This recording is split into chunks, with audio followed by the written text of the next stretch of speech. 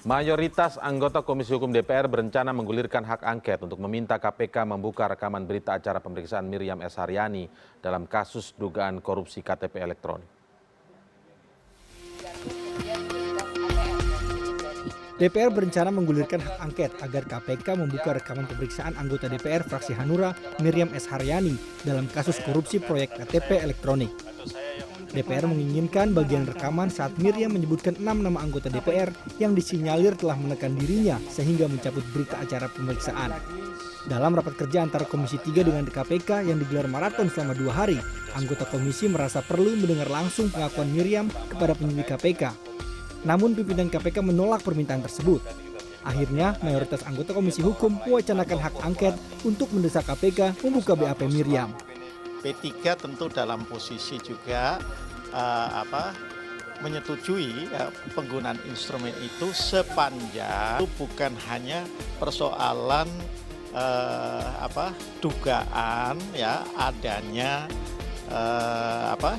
penekanan oleh 6 anggota Komisi 3 terhadap Miriam S. Haryani seperti yang diungkap oleh penyidik KPK dalam persidangan kasus iktp. Nah, kita intinya setuju. Nah, kalau pusat angket tentu kan perlu kita bicarakan di tingkat fraksi dan partai. Nah, hasil dari Komisi 3 itu belum kita bahas di fraksi. Meski Komisi Hukum berniat menggulirkan hak angket, KPK memastikan tak akan membuka rekaman. Sebab penanganan kasus tersebut berpotensi tidak tuntas. KPK meminta agar hak angket dan hak konstitusional tidak mengintervensi proses hukum. Kami tidak bisa membuka bukti-bukti, rekaman-rekaman atau berita acara pemeriksaan karena kami sekarang sedang melakukan penyidikan, ada 2 penyidikan yang dilakukan dan itu artinya ada potensi ke depan penanganan kasus iktp tidak akan tuntas. Hak angket atau hak konstitusional lain tidak digunakan untuk kemudian mengintervensi proses hukum. Sebelum wacana hak angket ini, DPR juga telah berencana melayangkan nota keberatan ke Presiden Joko Widodo atas pencegahan ke luar negeri terhadap Ketua DPR, Setia Novanto. 2 langkah yang digulirkan DPR itu memunculkan anggapan seolah pemberantasan korupsi oleh KPK telah mengusik kepentingan parlemen. Agus Firmansyah, CNN Indonesia. Rapat dengar pendapat bersama pimpinan KPK yang dinilai kurang memuaskan oleh Komisi 3 DPR membuat anggota Dewan Komisi Hukum itu mulai menggulirkan wacana hak angket. Menjadi polemik karena DPR sepertinya berkukuh menginginkan agar KPK segera membuka berkas acara pemeriksaan Miriam S. Haryani dalam kasus KTP elektronik. Persoalan BAP Miriam ini memang menjadi hal yang sangat menarik perhatian banyak pihak mengingat BAP Miriam yang diduga menjelaskan aliran dana korupsi KTP elektronik ke sejumlah anggota DPR akhirnya dicabut oleh Miriam. Sementara Miriam sendiri kini berstatus tersangka dalam kasus keterangan tidak benar, memberikan keterangan tidak benar. Kami mengulasnya malam hari ini dengan juru bicara KPK Febri Diansyah. Selamat malam Bang Febri. Selamat malam. Kemudian ada Oce Madril, peneliti Pusat Kajian Anti Korupsi Pukat UGM. Selamat malam Bang Oce, terima kasih sudah hadir, dan Taufikul Hadi, anggota Komisi 3 DPR RI. Selamat malam. Selamat malam juga. Baik, saya akan langsung memulai perbincangan ini, tapi saya ingin menunjukkan kepada Anda untuk melihat pernyataan dari pengacara atau tim kuasa hukum dari terdakwa Irman dan Sugiharto yang pernah mengatakan bahwa BAP Miriam sebelum dicabut ini ibarat keterangan yang bisa disebut diberikan oleh seorang justice kolaborator. Berikut ini. Ya, dari pertama, kemudian ada 2, kalau nggak salah 2-3 kali perubahan BAP itu. Dan sangat runtut ya. Sangat runtut, sangat jelas. Penyebutan orang per orangnya juga rupiahnya walaupun hanya sekedar 3.000 US dollar, ada 5.000 US dollar dari penerimaan 300.000 US dollar itu. Jadi itu sangat rinci. Kemudian dia terima yang 100 dibagikan ke ini. Yang 200 kapan diterima ini. Ada itu, kapannya ya? Ada waktunya ya? Ada sangat rinci. Dan sangat rinci. Dan itu mengenai tanggal-tanggal memang sudah diamini oleh Pak Sugiharto. Jadi Sayangnya, sama jadinya. Sama sebenarnya. Cuman yang tidak sama mengenai jumlah. Hanya jumlahnya ya? Tetapi penerimaan pemberian itu ada. Nah, kalau melihat sepintas seperti ini, membaca cermat, arahnya ke justice kolaborator. Karena dia akan mengungkap pelaku-pelaku Karena lain. begitu gamblang ya? Sangat gamblang di dalam. Baik, kita tunjukkan sebenarnya ada yang mengatakan bahwa begitu pentingnya BAP dari seorang Miriam S. Haryani ini sebelum akhirnya memang dicabut begitu. Saya langsung ke Bang Taufik. Bang Taufik, kenapa sih kemudian hak angket ini yang diajukan, apakah memang teman-teman dari Komisi 3 itu memang berkukuh untuk pengen tahu dan KPK membuka BAP Miriam S. Haryani ini? Pertanyaan yang menurut saya bagus sekali. Cuman menurut saya itu adalah tidak lengkap. Oke. PES itu memahami persoalan setengah-setengah. Nah, itu menjadi masalah. Akhirnya publik menangkap persoalan seperti itu. Persoalan sebenarnya seperti apa? Hak angket ini adalah bukan hanya persoalan disebutkan 6 orang tersebut. Tetapi hak angket ini kami gulirkan adalah di dalam konteks Komisi 3 melakukan pengawasan terhadap KPK. Kita harus ketahui bahwa KPK ini adalah badan khusus, ya, yang tidak ada checks and balance. Ya. Dia tidak sama dengan misalnya eksekutif, ada legislatif. Kalau KPU ada Bawaslu dan sebagainya, KPK tidak ada sama sekali. Jadi bisa bergulir sendiri. Bagaimana kalau misalnya DPR itu adalah tidak melakukan pengawasan. Itu adalah tugas. Kenapa harus angket kalau gitu kemudian pertanyaannya? Karena ini adalah masalahnya, itu adalah masalah yang sangat besar. Bukan hanya persoalan, kalau persoalannya adalah masalah 6 orang itu saja menurut saya, ya masalah kecil. Tidak perlu angket kalau barangkali tidak, tetapi kan banyak hal yang lain. Kita ingin tahu misalnya, ya, masalah LHP, ya, itu kan hasil audit BPK.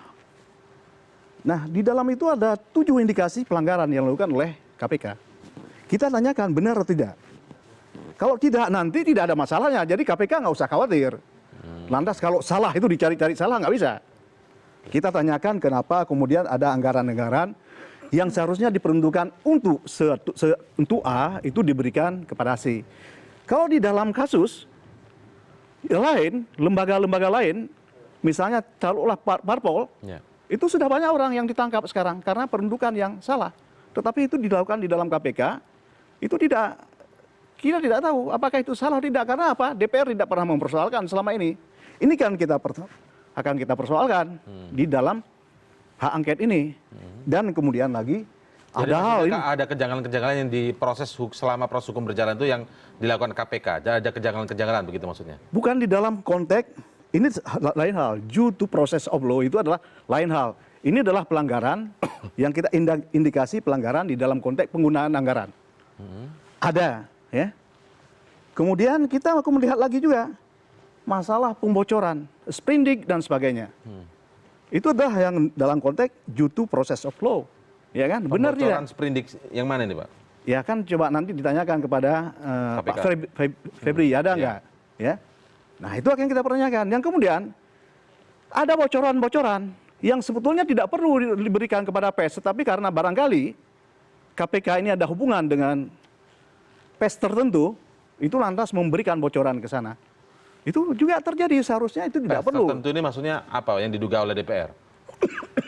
Jadi ada misalnya seharusnya belum perlu itu adalah diberitahu kepada PES. Kan diberitahukan nanti PES semuanya akan tahu setelah diumumkan oleh KPK. Ya. Tetapi banyak hal sebelum itu diumumkan itu sudah tahu PES. Saya tidak semuanya. Pers tertentu maksudnya. Tes tertentu, bukan CNN, ya kan? Nggak usah khawatir. Bukan CNN, ya. Ya kan? Ya. Nah itu kita akan tanyakan juga. Jadi banyak hal yang akan kita tanyakan di dalam konteks ini. Karena apa? Ini adalah berkaitan dengan penegakan hukum, due to the process of law. Pembocoran sprindik untuk pers tertentu. Nah itu banyak hal yang kita pertanyakan. Jadi masyarakat jangan berpikir, ya kan? Apalagi misalnya ini apa? Expert hukum ya, jangan berpikir ini adalah persoalan 6 orang tersebut. Itu banyak hal di dalam itu yang harus kita pertanyakan. Intinya penanganan oleh KPK terkait dengan kasus KTP elektronik tapi kan? Tidak seperti itu. Maksudnya apa? Iya, yang dimasalahkan itu adalah bagaimana KPK menangani. Kan tidak. Itu adalah masalah-masalah yang saya sebutkan itu kan bukan dengan EKTP. Kalau memang itu adalah EKTP adalah pembocoran sprindik itu bukan terkait di KTP. Kalau ada nanti kita lihat. Ya. Ini kan mau digulirkan, Bang. Jadi yang dimasalahkan oleh Komisi 3 itu sprindik misalnya, cobalah misalnya waktu Anas dulu. Itu kan pembocoran sprindik. Oke. Iya kan? Masih ingat nggak? Iya, tapi kenapa sekarang kemudian kalau misalnya contohnya Anas? Nah, ini kan sudah bertumpuk. Harus kita lakukan sekarang. Jadi maksudnya mau mengaudit KPK. Kalau tidak kan tidak perlu ada sebuah proses melalui hak angket. Kalau tidak, kalau cuma adalah kecil saja kita melalui proses saja. Saya masih penasaran nih, saya belum minta tanggapan dulu karena sebagai publik juga penasaran. Kemudian kalau memang soalnya adalah secara umum, bukan KTP elektronik jadi angket ini ya? Bukan. Tapi terkait dengan KPK sebagai mitra kalau kerja ada KTP elektronik, itu mungkin di dalam konteks 6 orang. Yang disebut itu bahwa melakukan tekanan terhadap Miriam. Mungkin salah satu poin. Ada juga kaitannya. Jadi kan banyak di situ. Tapi yang pembocoran sprindik bukan KTP elektronik? Ya kita tidak tahu, nanti kita lihat. Ada nggak pembocoran di situ? Nah, yang dugaan awal yang membuat kemudian harus menggulirkan ya, angket dugaan awal itu. dengan ini di dalam konteks Anas dulu kita ada indikasi. Ya. Yang kedua, itu adalah yang saya sebutkan tadi adalah audit. Yang dilakukan BPK itu adalah ada hal yang kemudian memberikan bantuan kepada Anas, kepada namanya Abraham Samad. Itu tidak ada di dalam, seharusnya tidak dilakukan itu. Tetapi dilakukan juga. Ya kita mempertanyakan kenapa itu adalah ada bantuan kepada Abraham Samad, ya kan? Padahal itu adalah tidak, padahal itu posnya untuk Abraham Samad itu adalah tidak ada pada saat itunya itu. Sampai ke zaman Abraham Samad juga nanti ini diperiksa. Kita akan lakukan itu. Tanggapan KPK bagaimana nih, Bang Febri? Ini jadi berubah nih, orang berpikirnya awalnya KTP elektronik. Nah, jadi kita rubah judulnya nih, polemik hak angket DPR. Umum ini ya, kita jadi umum sekali. Jadi karena itu walaupun momentumnya sekarang saya sebutkan itu adalah ini adalah ada sesuatu yang salah karena apa? Di KPK ya, di KPK maksudnya. Bukan, ada sesuatu opini yang salah seakan-akan hanya berkaitan dengan persoalan 6 orang itu. Tidak di dalam konteks itu, tetapi kita akan kalau angket ini tentu harus luas. Tapi kasusnya tidak hanya KTP elektronik. Jadi tidak selalu harus di dalam konteks kepemimpinan KPK sekarang ini, ya kan? Kepemimpinan KPK sebelumnya. Jadi nggak usah khawatir terhadap hal tersebut. Kita lihat mendudukkan persoalan setepatnya. Kalau memang itu tidak ada, nanti ya tidak ada masalahnya, ya kan? Itu adalah masalah hak angket, kan bisa dijawab. Bang Febri ini walaupun kelihatan diam, tapi sebenarnya ingin jawab dari tadi. Maaf saya potong terus ya. Silakan Bang Febri, tanggapannya. Jadi saya yakin dalam 2 hari itu publik menonton semua, mengawasi semua proses itu. Jadi prosesnya panjang ya, dipersoalkan. Sebenarnya seperti yang dikatakan tadi, kalau itu sebuah proses pengawasan, KPK memang datang ke sana dan posisi Komisi 3 adalah sebagai mitra kerja. Itulah karena kita datang dan kemudian dalam rapat dengar pendapat ya. Dalam rapat dengar pendapat dan kemudian dilakukan dialog. Nah, persoalan hak angket menurut saya, menurut kami yang datang pada saat itu tidak benar kalau dikatakan hak angket mencakup keseluruhan. Saat di sana? Kita lihat ada 4 kesimpulan pada saat itu yang disampaikan oleh Komisi 3 DPR dan KPK tidak setuju dengan kesimpulan yang keempat. Inilah asal mula dari semuanya.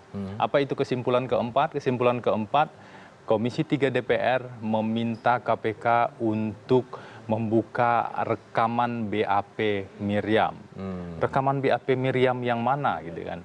Ini berawal dari ketika Novel Baswedan dan 2 orang penyidik KPK dihadirkan di pengadilan Tipikor dalam persidangan kasus IKTP dengan tersangka Sugiharto dan Irman. Pada saat itu penyidik dipanggil karena minggu sebelumnya Miriam mencabut keterangan BAP dan kemudian hakim sudah mengingatkan sehingga perlulah dipanggil penyidik. Penyidik KPK Novel Baswedan saat itu mengatakan bahwa Miriam mengatakan ketika pada proses pemeriksaan dia ditekan oleh pihak-pihak tertentu. Inilah yang tidak mau atau KPK tidak dapat membuka itu di proses persidangan di DPR. Kenapa? Bukan karena kami tidak menghormati DPR. Tentu kita menghormati lembaga DPR sebagai perwakilan dari rakyat. Tetapi karena proses hukum sedang berjalan. Semua informasi tersebut apakah BAP, rekaman pemeriksaan, keterangan saksi, dan yang lain-lainnya itu adalah bagian yang saling terkait dengan penyidikan yang sedang kita lakukan sekarang. MSH sudah kita tetapkan sebagai tersangka.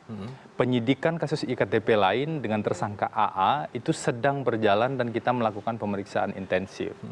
Persidangan sedang berjalan untuk 2 orang terdakwa. Kalau kemudian pihak-pihak tertentu yang namanya disebutkan di persidangan kebetulan duduk di Komisi 3 misalnya atau duduk di DPR atau duduk di institusi lain kemudian keberatan namanya disebut di persidangan, dan kemudian kami harus mengklarifikasi bukti-bukti tersebut di Membuka luar BAP. proses persidangan, bukankah ke depan setiap orang kemudian bisa protes nanti namanya disebutkan di Minta persidangan? klarifikasi. Nah, tentu boleh saja minta klarifikasi, tapi jalurnya adalah jalur persidangan. Kalau hakim yang memerintahkan, tentu saja kami akan patuh. Karena ini proses hukum yang sedang berjalan di penyidikan, ada 2 tersangka dan kemudian ada Tahan dulu ya, persidangan. tahan dulu Bang Febri. Tapi kalau disampaikan oleh penjelasan dari Bang Taufik tadi adalah ini bukan soal KTP elektronik saja, itu hanya menjadi bagian Nah, poin-poin yang tadi itu tidak dalam RDP nih ya. itu tidak bicara soal angket pada saat itu.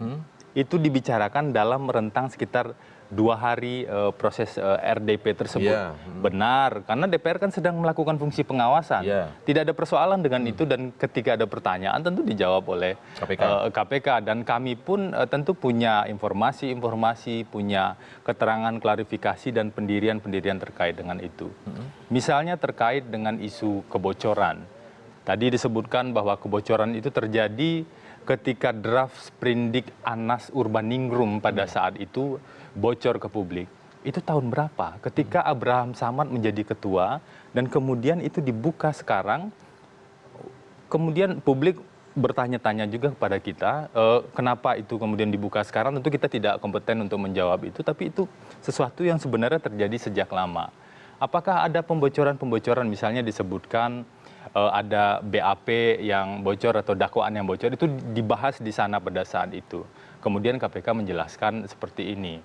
Sekitar 1 minggu sebelum persidangan dimulai, sebenarnya berkas perkara yang berisi sejumlah berita acara pemeriksaan dan dakwaan itu sudah tidak hanya berada di tangan KPK. Ada pihak-pihak yang Ini kasus apa ini? Ini kasus apa, Bang? IKTP. IKTP berarti. Nah, ada pihak-pihak yang memang punya hak secara hukum untuk mendapatkan dokumen tersebut. Justru keliru KPK kalau misalnya tidak memberikan ke persidangan, ke pengadilan negeri. Seminggu sebelumnya berkas harus didaftarkan. Atau ke pihak kuasa hukum dari terdakwa. Justru keliru KPK kalau tidak menyampaikan hal tersebut.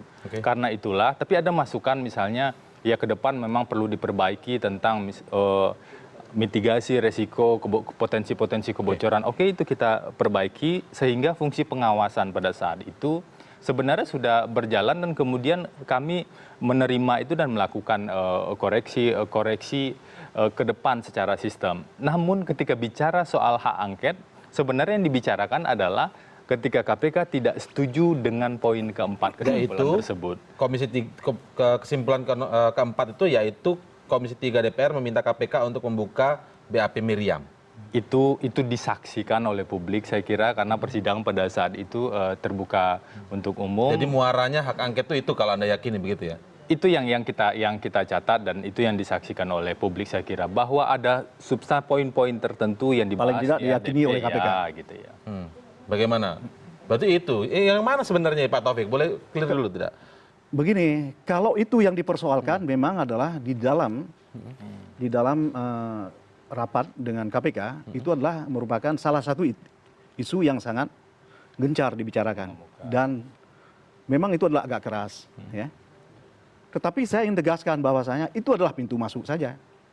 Kan banyak, karena dari situ kita melihat, ya kan, kita tidak bisa lagi diam sekarang. Karena kenapa? Kalau itu adalah kita berlindung di balik hukum, seperti yang disampaikan oleh Mas Febri tadi, itu hancur orang lain. Coba bayangkan, misalnya saya itu lagi jalan-jalan, tidak tahu apa-apa, kemudian ada orang mengatakan, itu Taufikul Hadi itu adalah maling ayam. Lantas masuk di dalam BAP. Seperti itu. Lantas saya tidak boleh kemudian mengatakan, coba tunjukkan kenapa saya masuk ke dalam BAP seperti itu. Ya kan? Saya tidak tahu apa-apa tentang hal itu. Lantas kemudian KPK itu berlindung di balik hukum itu, kemudian mengajak semua masyarakat untuk menyatakan bahwa salah itu permintaan itu.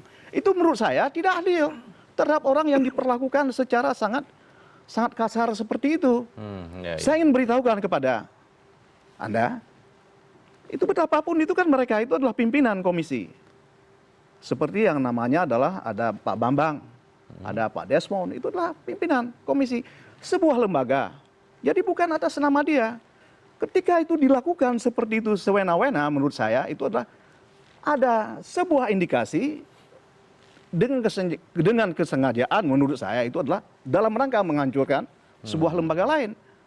Kalau memang tidak, kan sudah lembaga lain. Ya itu adalah DPR. Nah itulah yang saya dalam kesempatan ini menyatakan kepada masyarakat, coba lihat persoalan ini adalah secara adil. Itu adalah pimpinan. Jadi wajar ketika ingin mengetahui BAP Miriam itu seperti apa? Menurut saya gimana tidak wajar? Orang itu sudah terkriminalisasi sekarang ini, sudah terbunuh karakternya. Ini kan pembunuhan karakter. Bagaimana orang tidak boleh meminta? Jadi memang itu awalnya dari pernyataan novel dari di pernyataan persidangan. yang tidak jelas. Kalau memang benar dia yang mengatakan, Buka begitu. coba kami lihat yang itu saja. Ketika tidak mau buka maka digulirkanlah ini ya. Anda itu adalah mengatakan sudah dilakukan itu. Oke, ya. Sudah dikatakan oleh seseorang. Lantas orang berenam ini mengatakan, coba yang bagian itu saja disampaikan kepada kami. Kalau memang tidak mau terbuka, tertutup saja. Iya kan? Nah, tidak mau juga. Nah ini adalah persoalannya. Kenapa? Menurut saya mereka berhak meminta. Bagaimana itu dilakukan adalah terhadap pimpinan sebuah lembaga. Itu bisa dilakukan, apalagi terhadap masyarakat biasa yang tidak memiliki apapun. Itu adalah sah saja nanti dilakukan oleh KPK. Karena itu saya tegas mengatakan ini adalah pimpinan dari sebuah lembaga.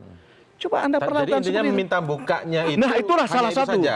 Minta bukanya itu hanya yang bagian itu saja. Bagian itu saja. Kalau tidak mau terbuka, ya tertutup saja. Nanti kita lihat lebih detail apa yang dikatakan Novela. Tapi kami akan segera kembali setelah jeda berikut ini.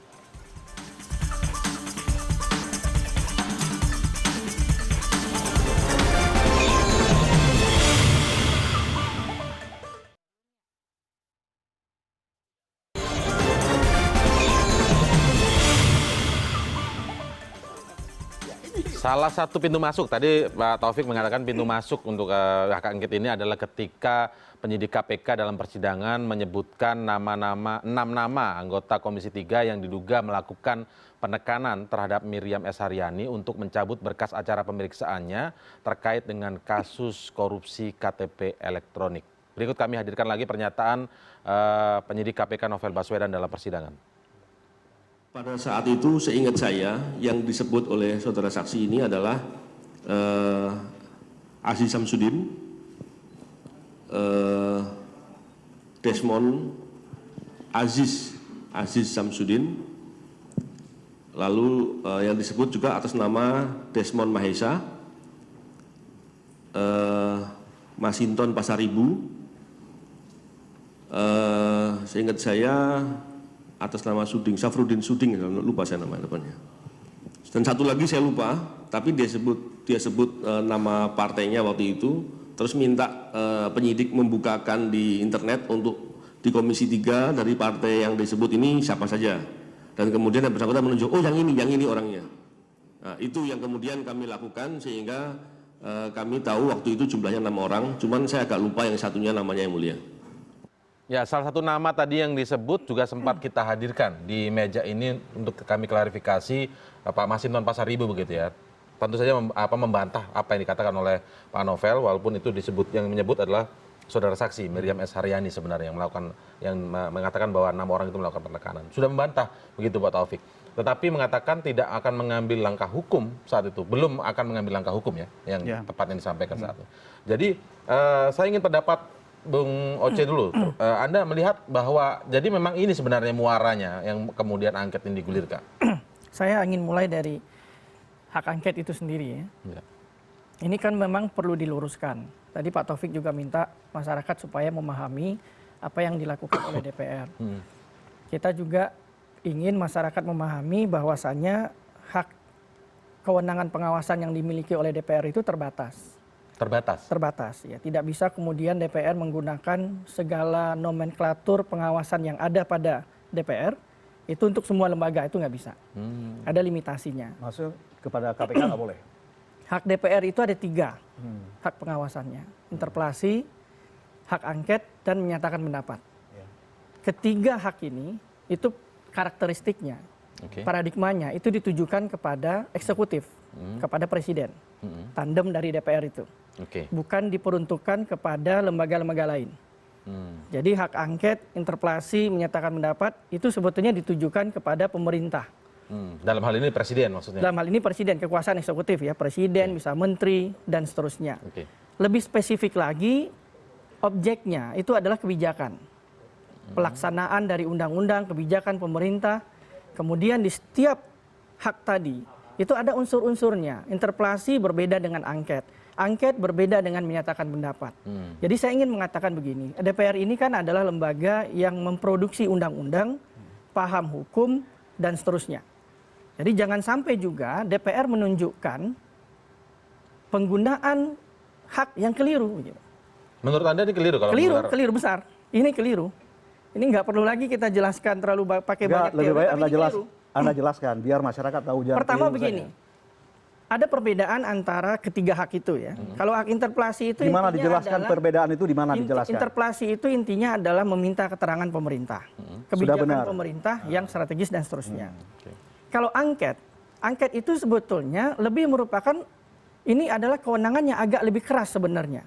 Kewenangan yang sifatnya kalau saya membahasakan mungkin masuk kepada penegak hukum. Dibandingkan apa dengan keras, lebih keras? Interpelasi ya. Jadi angket, di mana bisa kita bedakan bahwasanya itu lebih keras? Bentar dulu. Ya, angket itu adalah kewenangan. Jangan Anda mengarang-arang maksud saya. Enggak mengarang. Ini bahasa undang-undang. Itu saya tahu juga undang-undang. Karena itu tidak ada penjelasan undang-undang seperti itu, tidak ada. Gantian dapat dijawab Enggak, nanti Anda Pak tunjukkan Taufik ya. undang-undangnya. Oke. Jadi hak melakukan penyelidikan atas sebuah kebijakan pemerintah yang bersifat strategis, penting, berdampak luas kepada masyarakat.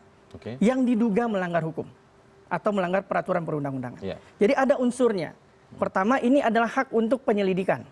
Satu, pernah dilakukan untuk Senturi, BBM, mafia pajak, dan seterusnya. Banyak sekali. Angket ini? Angket ini. Oke. Yang terkenal mungkin Senturi. Hak untuk melakukan penyelidikan. Ya. Baik. Kemudian terhadap sebuah kebijakan pemerintah yang penting, yang strategis, berdampak luas kepada masyarakat, yang diduga bertentangan dengan peraturan perundang-undangan. Oke. Jadi tujuannya adalah mengkritisi kebijakan pemerintah yang penting, strategis. Yang sebelum-sebelumnya itu sesuai, pas itu? Yang sebelum-sebelumnya? Enggak, ini saya jelaskan dulu unsurnya. Berdampak luas kepada masyarakat, dan kebijakan itu diduga bertentangan dengan peraturan perundang-undangan. Oke. Kalau untuk KPK, nggak ada yang sesuai. Kenapa? Nggak ada yang sesuai. Itu untuk pemerintah satu. KPK ini lembaga penegak hukum. Tandemnya bukan DPR. Tandem KPK itu adalah pengadilan.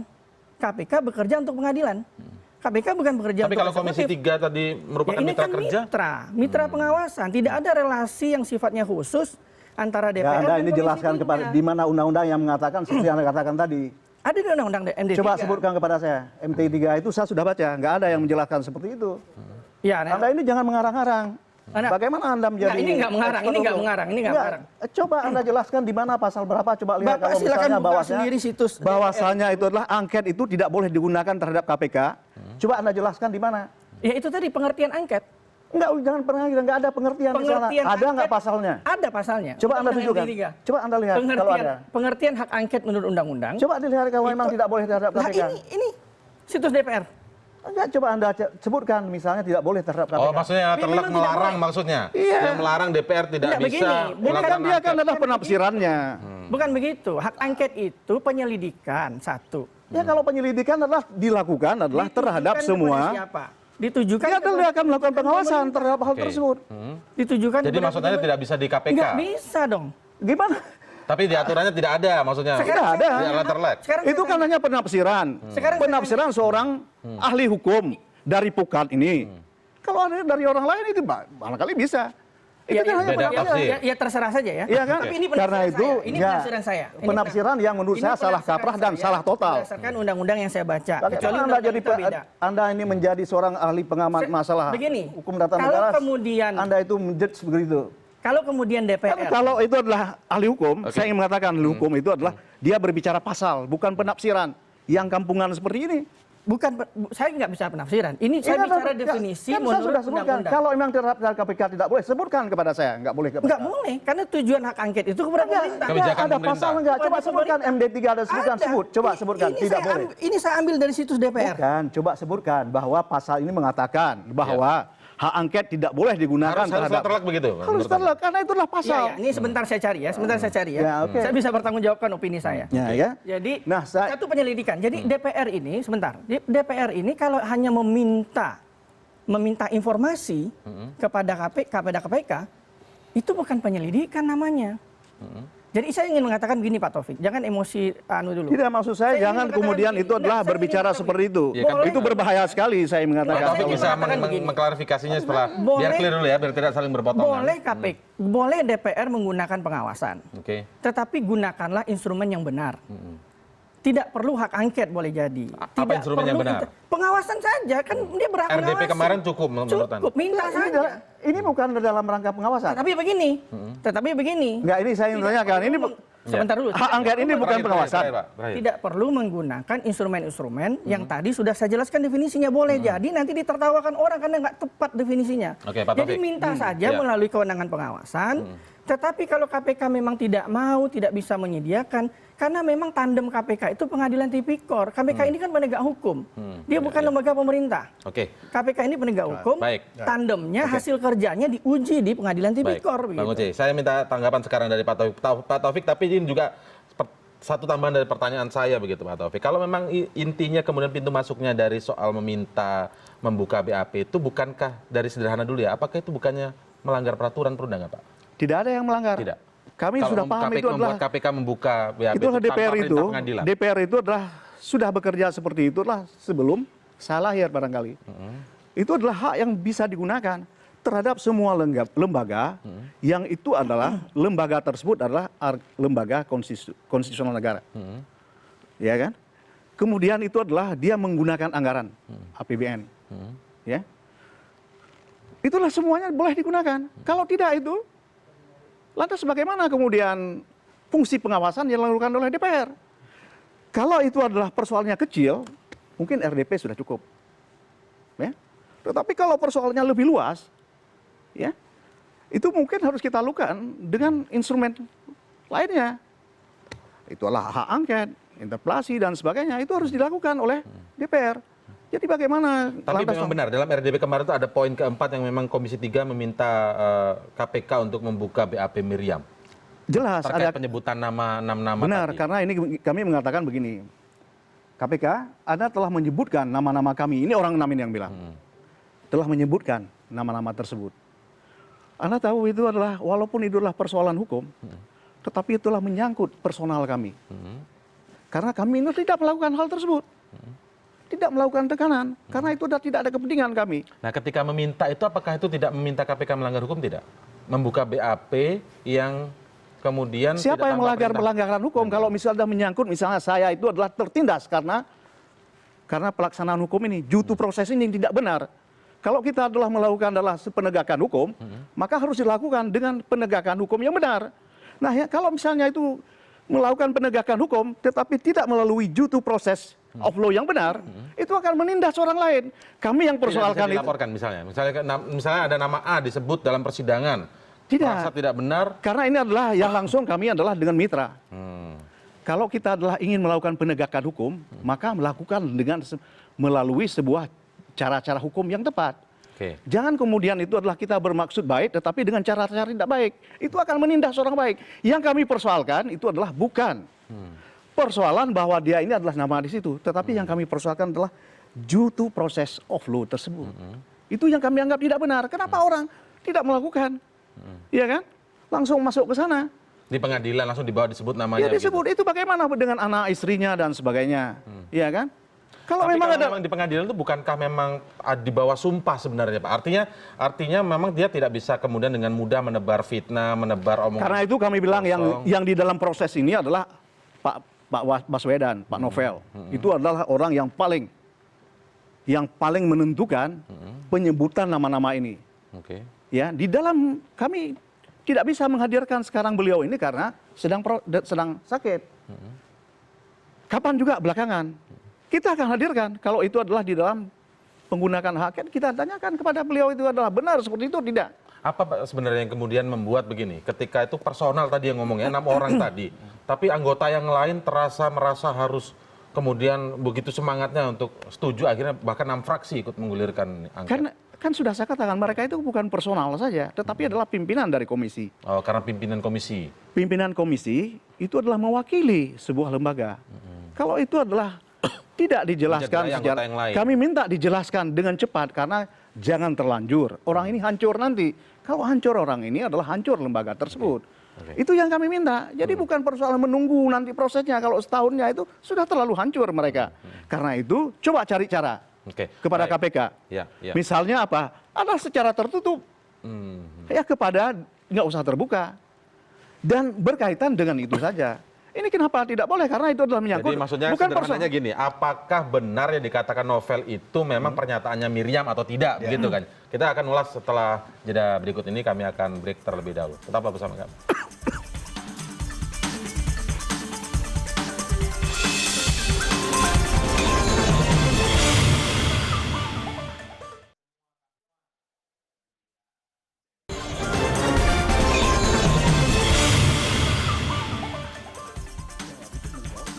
Saya mencoba menyederhanakan, mudah-mudahan tidak salah nih menurut Pak Taufik. Jadi sebenarnya DPR itu ingin agar KPK membuka BAP Miriam. Apakah benar Miriam mengatakan bahwa ada 6 orang anggota sesama koleganya di DPR yang memaksa dirinya untuk mencabut BAP-nya saat itu? Kalau yang diminta bagian itu saja bagaimana, Bang Febri? Jadi saya kira tertutup misalnya.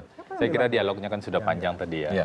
Kalau bicara soal nama-nama yang disebutkan, sejak awal ketika dakwaan IKTP itu kita bacakan pada tanggal 9 Maret, itu banyak sekali nama di sana. Nah, apakah kemudian ketika nama-nama tersebut, kemudian orang-orang tersebut protes dan menggunakan kewenangannya, meminta KPK, mana buktinya sampai nama saya masuk di dakwaan dan kemudian dibacakan? Tunggu di sidang. Tentu persidangannya jadinya nggak berjalan, karena itulah ada waktu 90 hari diberikan, undang-undang mengatur 90 hari undang-undang pengadilan tindak pidana korupsi, proses persidangan di tingkat pertama. Di sanalah akan dihadirkan saksi-saksi. Siapa saja saksi tersebut? KPK sudah agendakan ada 133 orang saksi untuk persidangan selama 90 hari. Terdakwa tentu juga punya saksi. Nah, ini hakim akan melihat kebenaran material dari setiap keterangan yang disampaikan di persidangan. Itulah yang disebut sebagai sebuah proses hukum. Nah, ingat nggak dulu pernah ada kejadian ketika saksi-saksi memberikan keterangan di persidangan, kemudian saksi tersebut dilaporkan ke penegak hukum lain. Pada saat itu undang-undang sampai sekarang juga menegaskan di Undang-Undang 31 tahun 99, Undang-Undang Pengadilan Tipikor, bahwa kita perlu prioritaskan terlebih dahulu penanganan dan penuntasan kasus korupsinya. Prosesnya sudah terbuka. Selain itu, KPK juga tidak sedang hanya mengajukan 2 orang ini sebagai terdakwa, tetapi sedang memproses 2 orang lainnya, termasuk MSH, tadi yang dipersoalkan di sini, yang dulu pada saat menjadi saksi, Miriam membatalkan BAP tersebut. MSH menjadi tersangka indikasi keterangan tidak benar di pengadilan. Nah, kita sedang melakukan penyidikan ini. Kemudian ada keterangan saksi yang terkait langsung dengan penyidikan ini, kemudian diminta dibuka di luar proses hukum pidana yang berlaku. Tentu saja menurut KPK ini tidak tepat. Kami menghormati secara institusional kewenangan pengawasan DPR, karena kalau kami tidak menghormati tentu saja rusaklah hubungan kenegaraan segala macam. Komisi 3 DPR adalah mitra kerja KPK. Itu jelas, kami hadir, kami diskusi, kami menerima masukan. Namun ketika proses hukum dilakukan, apalagi ini penanganan kasus korupsi, dan memang ada sejumlah nama anggota DPR yang disebutkan sejak proses dakwaan, ada sejumlah nama pihak swasta, sejumlah nama di pihak Kementerian Dalam Negeri, dan itu tugas dan kewajiban kami untuk membuktikan nanti di proses persidangan. Tapi kalau yang saya coba garis bawahi dari pernyataan Pak Taufik itu sebenarnya adalah ketika penyidik KPK menyebut nama 6 anggota yang kalau kita lihat di dalam surat dakwaan kan tidak ramai ya. Saya tidak mengatakan tidak ada ya, karena saya belum membaca lengkapnya. Tapi paling tidak yang disampaikan oleh penyidik Novel Baswedan begitu loh, nama-nama itu. Jadi meminta klarifikasi sebenarnya.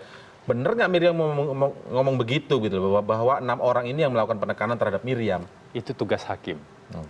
Ketika seorang saksi hadir di persidangan, menyampaikan keterangannya sebagai saksi, yang dimaksud saksi itu kan orang yang melihat. Jadi dia melihat langsung pada saat itu, mendengar langsung, mengalami peristiwa itu atau mengetahui peristiwa. Itu yang disebut saksi. Ketika seorang saksi menyampaikan apa yang dia lihat dan dia dengar di persidangan, hakim akan menilai apakah benar keterangan yang bersangkutan atau tidak. Bagaimana cara menilainya? Melihat kesesuaian keterangan saksi dengan saksi yang lain. Melihat kesesuaian keterangan saksi dengan bukti yang lain. Itu domain hakim di persidangan. Nah, kami menghormati proses hukum ini karena itulah menurut kami di jalur inilah kemudian proses untuk membuka, menguji, membantah atau mempertentangkan alat bukti itu terjadi. Itu pendapat KPK. Jadi maksudnya menunggu saja sebenarnya. Itu pendapat KPK yang kemudian kami sampaikan di depan Komisi 3 dengan segala hormat kami tidak berbeda pendapat untuk poin keempat. Itu secara terbuka kita sampaikan. Dan kemudian respon pada saat itu adalah pendapat dari fraksi-fraksi kemudian diminta dan sebagian fraksi mengatakan hak angket, sebagian lagi sebenarnya belum mengatakan hak angket tapi mengatakan setuju dengan forum, namun perlu mendiskusikan dengan fraksi atau mungkin forum yang lebih hak besar. angketnya itu ada KPK dalam saat itu. Ya, tentu saja itu kan rapat dengar pendapat dan Komisi 3 sekali lagi adalah mitra kerja KPK. Satu hal lagi yang saya kira penting. Kalau tadi sempat dikatakan bahwa KPK ingin menyerang DPR, menghancurkan DPR, itu saya kira sangat tidak tepat. Kenapa? Pertama, dari aspek penanganan kasus korupsi, kita sudah lama menangani kasus korupsi yang diduga terkait, sudah banyak yang divonis bersalah, yang berasal dari DPR atau DPRD. Sama dari swasta juga banyak, dari kementerian juga banyak. Artinya bukan kali ini saja, itu satu hal. Yang kedua, justru KPK sedang berada dalam posisi untuk memperkuat institusional DPR dan juga institusional partai politik. Dari aspek pencegahan malah kita sekarang sedang membantu justru ya maksudnya. Mendesain misalnya isu yang kemarin itu soal pendanaan partai politik perlu di-reform segala macam dan membersihkan lembaga yang terhormat dari orang-orang yang bermasalah. Itu adalah tugas yang bayangan kami sepatutnya tentu secara institusional. Kalau itu misalnya juga KPK akhirnya mengabulkan membuka itu secara tertutup hanya untuk bagian itu saja, bahwa benar atau tidak Miriam mengatakan ada tekanan, ditekan oleh 6 anggota DPR itu melanggar undang-undang tidak sebenarnya? Bagaimana jika di persidangan yang lain, di kesempatan yang lain, pihak-pihak anggota DPR yang lain, karena kita bicara forum DPR, juga tanya, kenapa nama saya disebutkan dalam dakwaan? Kenapa nama saya masuk di persidangan? Gitu ya? Apa buktinya? Buka dong, kita bikin rapat tertutup. Apakah proses itu yang kita inginkan? Saya kira kita semua sama-sama punya kepentingan mencari kebenaran material, tapi ada proses-proses yang berbeda di sana. Gitu. Tanggapin dulu Pak Taufik. Ya, pertama, itu adalah salah satu poin yang kita angkat di dalam konteks nanti kalau jadi, ya, itu adalah angket tersebut. Jadi bukan itu saja kan sudah saya sampaikan. Iya. Ya. Tapi kan itu pintu masuk, makanya kita bahas pintu masuknya. Ya, jadi itu sudah salah satu. Kan hal-hal yang lain kan belum pernah kita mempersoalkan. Masa nggak boleh? Kemudian itu kita bukankah itu di publik malah mengesankan gara-gara karena ini? Karena itu saya berharap bantuan pers dudukkan persoalannya dengan tepat dalam konteks ini agar masyarakat paham. Kalau tidak nanti itu akan dihadapi oleh orang lain. Sebagai setiap warga negara itu dengan sewena-wena berdasarkan karena keyakinan bahwasanya lembaga ini sedang melakukan sesuatu yang sangat baik demi bangsa dan negara, maka dia akan melakukan itu adalah agar pers dapat mendudukan itu dengan baik, maka kita minta keterangan itu dari pintu masuknya dulu. Yang dari pintu masuknya tadi itu kalau disebutkan misalnya akhirnya katakanlah KPK mengabulkan membuka itu secara tertutup begitu. Nanti misalnya ada pemeriksaan-pemeriksaan yang lain atau kasus-kasus yang lain, begitu juga modelnya. Semua minta klarifikasi akhirnya. Kan tidak rapat tertutup. Kenapa dia harus meminta klarifikasi kalau misalnya adalah dia tidak merasa dia memang itu adalah berada di dalam kisaran tersebut. Misal sebutlah saya ini adalah memang saya melakukan korupsi. Iya kan? Itu kan sudah bisa dibuktikan, ya kan? Ada alat bukti, ya kan? Itu ngapain saya mempersoalkan? Ya harus disidang loh. Tetapi kalau misalnya seseorang yang seperti itu, ya kan? Yang seperti itu disebutkan dengan mudahnya 6 orang. Tapi itu kan di persidangan, Pak. Artinya maksudnya itu kan dipertanyakan oleh majelis hakim. Walaupun adalah persidangan, tetapi itu kan sudah sekian lama. Kalau tidak mengatakan itu nanti menyimpan data atau menyimpan... problemnya adalah pertama, Yani itu tidak mengatakan itu. Itu menurut keyakinan DPR. Bukan sudah disampaikan di depan KPK oleh pimpinan Hanura. Kami telah memanggil Miriam. Benar Anda mengatakan 6 orang ini? Dia tidak mengatakan. Berarti dari mana? Itu adalah namanya Pak Novel. Berarti dia yang mengarang-arang. Kalau tidak, kita hadirkan. Seperti itu harus kita jelaskan. Kenapa tidak melaporkan novel misalnya memberikan keterangan Itu tidak semua benar misalnya? barangkali akan dilakukan nanti, ya kan? Tetapi ini di dalam konteks sebuah lembaga dengan lembaga yang lain, itu harus dilakukan sekarang agar masyarakat itu mengerti bahwasanya itu adalah tidak benar seperti yang dituduhkan itu. Itu kan hak setiap warga negara, apalagi dia pimpinan sebuah lembaga. Baik. Itu menurut saya. Jadi itu adalah sesuatu yang harus dilakukan karena dia adalah warga negara.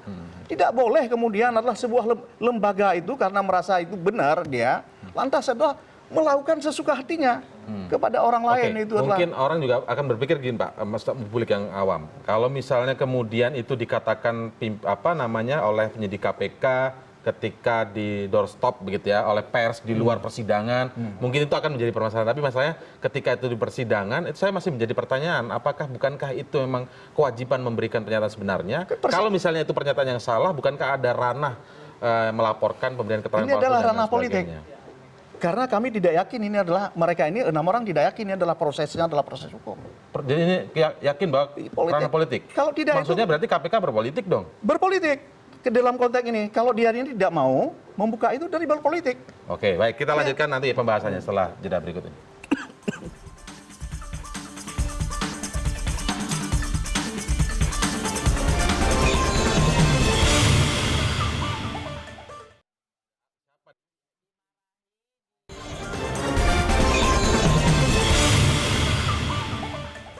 Oke, tadi kita bahkan sampai di segmen sebelumnya sudah masuk bahwa ada tudingan bisa saja nih KPK berpolitik. Saya minta tanggapan dari Anda, Bung Uci. Jadi kesana ini arahnya malah ya? Iya, pertama hak angket itu, tadi saya menjawab pertanyaan Pak Taufik ya, itu Undang-Undang 17 tahun 2014, pasal 79. Ya. Pasal 79, ayat 1, ayat 2 dan ayat 3. Jadi tepatnya di ayat 3. Saya masih bingung, terus terang saya masih bingung dengan penggunaan istilah hak angket. Ini tidak tepat. Jadi silakan kemudian DPR melancarkan fungsi pengawasan, tapi jangan gunakan instrumen yang tidak tepat. Lagi-lagi sebetulnya kita ini sebenarnya mendudukkan cara yang benar sebetulnya. Benar bahwa DPR itu punya kewenangan pengawasan, betul. Tapi gunakanlah instrumen yang tepat. Kan nggak mungkin dia gunakan instrumen yang keliru. Kalau saya bacakan di sini, saya tadi sudah bacakan hak angket itu. Begini, apa yang membuat argumen Pak Taufik salah lah kalau gitu, secara sederhananya? Hak angket itu hak penyelidikan terhadap kalaupun suatu pelaksanaan undang-undang yang diduga bertentangan dengan hukum. Apa sekarang yang bertentangan dengan hukum? Satu, penyelidikan terhadap siapa? Penyelidikan ini terhadap siapa? Terhadap pimpinan KPK, terhadap novel yang memberikan objek kesaksian. penyelidikannya. Terhadap siapa harus jelas. Kalau hanya meminta keterangan, memaksa meminta keterangan, ada interpelasi, ada yang lain. Itu satu ya. Ini persoalan penggunaan nomenklatur hak angket atau hak yang mana. Itu satu. Yang kedua, tidak bisa juga kemudian KPK atau lembaga penegak hukum manapun, tidak hanya KPK, polisi, kejaksaan, Mahkamah Agung, peradilan, itu dipaksa oleh DPR untuk menyerahkan bukti, data yang terkait dengan sebuah perkara yang sedang bersidang di pengadilan. Itu nggak ada jalannya, itu nggak ada. Bagaimana caranya orang kemudian sedang bersidang, kesaksian dibacakan di persidangan, kemudian ada forum warung ngobrol-ngobrol di satu tempat, memaksa penegak hukum untuk menyerahkan data yang apa yang diobrolkan di sidang. Ini kan nggak nyambung. Mungkin boleh jadi nggak paham dengan sistem hukumnya. Kalau criminal justice system itu di sini, wilayah tata negara di sini berbeda. Jadi kalau misalnya apapun kejadian yang ada di persidangan, ikuti persidangan itu, apapun yang ada di sana, kalau kemudian merasa dirugikan secara hukum, maka silakan ditempuh cara hukum. Misalnya apa? Misalnya, katakanlah tadi 6 orang personil tadi yang merupakan perwakilan lembaga, pimpinan komisi, merasa keterangan Miriam itu salah karena ada sumber lain. Misalnya tadi disebutkan dari Hanura ya, Pak ya, yang mengatakan bahwa Miriam nggak mengatakan itu, tapi novel justru yang paling dirugikan kan Miriam sebetulnya. Yang kemudian dalam tanda kutip ya, dikutip oleh novel misalnya. Harusnya keberatan bahwa Miriam. NSH mengatakan begini gitu. Harusnya Miriam dong yang keberatan. Saya nggak mengatakan itu kok. Kenapa kemudian bukan 4 orang ini juga yang keberatan? Kan kita juga waktu itu hadir di sini diskusi dengan Mas Hinton Pasaribu. Ya Mas Hinton lebih bagus tanggapannya. Kita tunggu saja proses sidang katanya. Lah kenapa yang kebakaran jenggot yang lain? Ini banyak sekali keganjilannya. Jadi ya kalau kemudian Kapan dikatakan itu? ada anunya. Jadi kalau kemudian kapan memang dulu dia katakan itu? Jangan kebakaran karena saya nggak ada jenggot. Sudah berapa lama, saya lupa dengan Mas Hinton di sini. Enggak sebutkan kapan. Ya 3 minggu yang lalu, 3 minggu. 3 minggu lalu ini begini. adalah prosesnya 2 hari yang lalu. Jadi kalau misalnya yang merugikan itu Jadi berubah adalah, pandangan maksudnya Mas Hintonnya? Artinya itu adalah sebelumnya kan belum rapat dengan silakan. KPK. Jadi saya begini. Jadi itu adalah itulah silakan cara ada upaya-upaya. ini adalah menurut saya cara yang tidak benar untuk mempengaruhi. Enggak, kalaupun berubah Mas Hinton silakan. Jadi orang-orang yang dirugikan silakan tempuh jalur hukum. Gunakan jalur yang benar. Ya. Jadi pesan kita sebetulnya dudukkan persoalannya pada yang jalan benar, gunakan jalur yang benar. Nah, hak angket DPR yang akan diluncurkan, ini saya juga nggak tahu nih ke depan gimana. Kita kan belum tahu nih, angkat-angkat tai ayam atau gimana. Hak angket yang akan diluncurkan, itu menurut saya ini keliru besar. Instrumen ini keliru. Carilah instrumen lain yang memang bisa digunakan oleh DPR untuk mengawasi. Tetapi lagi-lagi, kasus ini sudah berjalan di sidang, sehingga kasus ini sudah masuk dalam sebuah proses hukum di sidang, agak repot kemudian lembaga politik memaksa, bagaimana caranya memaksa pengadilan untuk... Karena menciumnya tadi masalah politik tadi sebenarnya. Ya kalau masalah politik, silakan kemudian itu didiskusikan saja secara politik. Loh, KPK itu kan jalurnya ke jalur hukum. KPK tidak boleh berpolitik. Sekarang saya tanya, apa kemudian implikasinya kalau indikasinya KPK berpolitik? Mana buktinya? Mana bukti KPK berpolitik? Apakah dengan menyebutkan nama-nama mereka yang diduga ya, mereka yang diduga menekan saksi Di itu berpolitik, bahkan. itu berpolitik. Ini kan tafsiran ngawur juga. Jadi mana buktinya KPK berpolitik? Karena KPK fair kok menyebutkan di sidang. Surat dakwaan ditulis lengkap, fakta-fakta sidang dibuka lengkap. Justru yang berpolitik Komisi 3 menurut saya. Boleh. Memang Dengan waktunya model begini. Pak Taufik menjawabnya. Jadi begini, Anda ini adalah seorang ahli hukum. Anda belajar lagi hukum yang banyak. Yang Anda kemudian berbicara kemudian seperti itu di depan umum. Mengatakan ini tidak tepat Mungkin dan ke substansinya saja Pak, kalau ke... Ini saya harus saya jelaskan, ya. Pertama itu adalah, saya tanyakan, kapan Mas Hinton mengatakan itu? Ada di dialog di... Dialog di sini dengan dia, 2 minggu yang lalu. Ini adalah seriusnya, peristiwa ini terjadi 2 hari yang lalu. Ya kan? Anda itu ketika berbicara seperti itu sudah politis, kalau Anda tidak paham. Itu adalah membawa suatu fakta yang jauh sebelumnya adalah Anda tarik kemudian untuk membenarkan dari pernyataan-pernyataan. Itu adalah politis, sudah. Jadi kalau tidak paham politik itu belajar politik. Ya. Saya ingin beritahukan kepada saudara itu dulu. Kalau saya mengerti, untuk saya jelaskan. Sebentar lagi, kata Ketua KPK, ya, Anda akan melihat masyarakat, kami akan mengumumkan sebuah kasus lebih besar daripada EKTP. Itu politis menurut Anda? Dan sampai sekarang juga tidak diumumkan. Tetapi itu, kalaupun benar, itu adalah politis.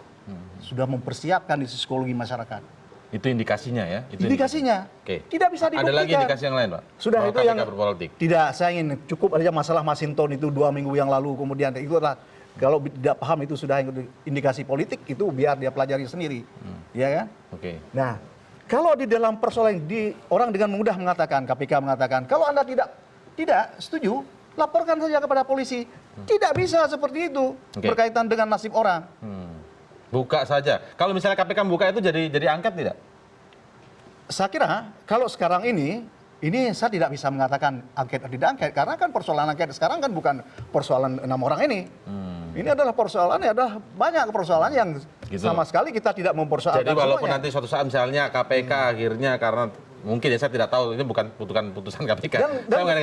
Kalau misalnya akhirnya dibuka, berarti belum tahu Anda apakah angket jadi jalan atau tidak. Kalau menurut saya tidak jadi jalan lagi. Persoalan barangkali juga tidak dibuka juga, belum tentu juga angket ini jalan. Karena ini kan adalah masih sikap dari sejumlah orang di Komisi 3. Hak angket itu kan harus disetujui adalah oleh minimal 25 orang yang berbeda fraksi. Kemudian harus ditentukan lagi adalah di paripurna. Tapi Pak Taufik setuju untuk angket ini? Kalau di dalam konteks itu saya sudah mengumumkan kemarin bahwasanya kita setuju dan semuanya sekarang telah setuju. Yang menyatakan sebelumnya itu adalah sudah konsultasi, itu adalah 3 fraksi yang lain. Bahkan saya dengar itu adalah PKB juga sudah setuju semuanya untuk menggunakan angket ini.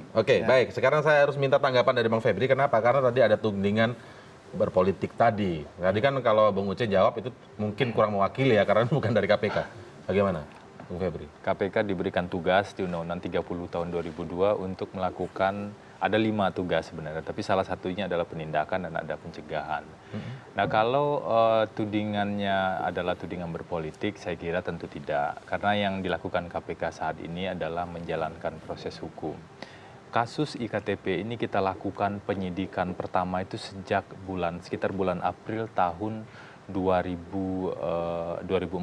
Jadi cukup lama sebenarnya gitu kita proses, kita gali informasi sejauh mungkin, 2016 kita gali informasi sejauh mungkin dan sampai kita minta audit pada BPKP pada saat itu dihitunglah indikasi kerugian keuangan negara 2,3 triliun. Secara hati-hati kita lakukan sampai kita akhirnya menetapkan tersangka yang kedua dan melakukan penahanan dan mengajukan ke persidangan. Baik.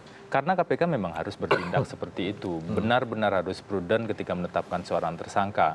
Kami sudah yakin, kami tetapkan kembali satu orang tersangka lagi, dan tidak tertutup kemungkinan kalau memang bukti permulaan yang cukup yang disyaratkan undang-undang itu ada, pihak lain juga akan kita proses.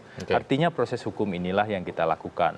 Bahwa kemudian proses hukum itu punya implikasi politik, punya implikasi sosial, punya implikasi ekonomi, itu di luar domain kewenangan KPK sebenarnya. KPK tentu bertanggung jawab dengan proses hukum ini. Salah satu contoh tanggung jawab adalah kalau KPK tidak hati-hati memproses seseorang, mendakwa seseorang, itu bisa divonis tidak bersalah misalnya di persidangan meskipun masih ada upaya hukum lain. Resiko-resiko itulah yang kemudian harus kita hadapi.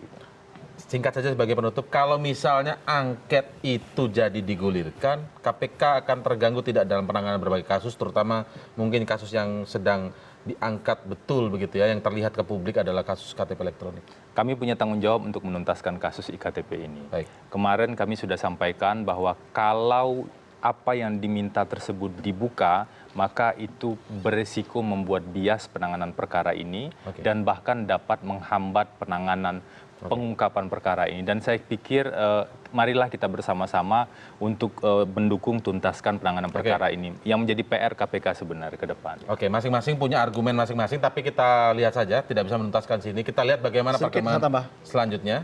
Bang, saya berharap penegakan hukum itu Ya. adalah harus dilakukan Baik. terhadap semua kasus, apalagi itu adalah merugikan negara. Tetapi lakukanlah adalah penegakan hukum Dengan baik. melalui sebuah proses Oke. hukum yang benar. Baik, kita akan lihat perkembangannya wacana angket ini apakah jadi bergulir atau tidak, apakah KPK terganggu atau tidak dalam penanganan kasus mega korupsi KTP elektronik ini. Kita lihat nanti perkembangan selanjutnya. Terima kasih sementara waktu. Terima kasih. Bung Uce Madril, Pak Taufikul Hadi, dan Bang Febri Diansyah. Terima kasih, selamat malam.